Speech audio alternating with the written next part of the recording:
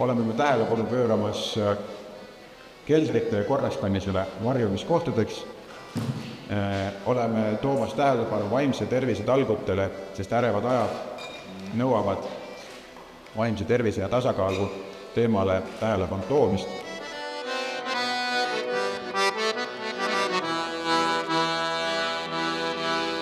Üks oluline algatus ja ettevõtmine, mida siin aastakümneid juba tehtud on ja tänu millele on Eesti saanud puhtamaks, mitmekesisemaks, looduslikult mitmekesisemaks, meil on veeohutus paranenud, meil on elanikkonnakaitse paranenud ja väga palju asju on Eestis tänu sellele paremaks läinud.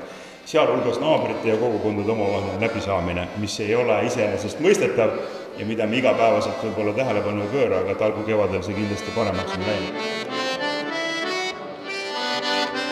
Kui on vaja mingit abi, siis meil täna on olemas korteriühistute toetusmeede selle jaoks ka, et saaks keldrid korda teha ja varjumist kindlamaks muuta. Et me käime nõustamas, aitame ja koos me saamegi tugevamaks.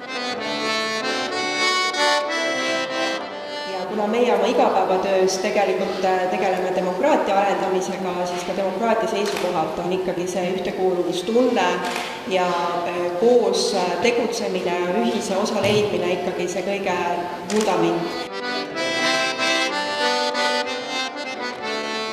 Ja võib-olla meie üleskutse peaasjade poolt ongi see, et talgupäev on üks kord aastas, aga samas kõik inimesed teevad ju talgulaadseid tegevusi üsna tihti, panevad asju korda, värvivad üle, vaatavad igapäevaselt, et kõik oleks korras, et vaimse tervisega siis tõesti samamoodi teha, et on igapäevane asi.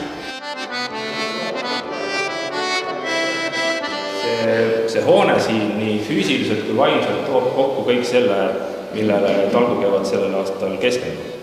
Vaimne tervis, kogukonna kokkutoomine, meie keskendume siin selgelt noortele, olles noortekeskus.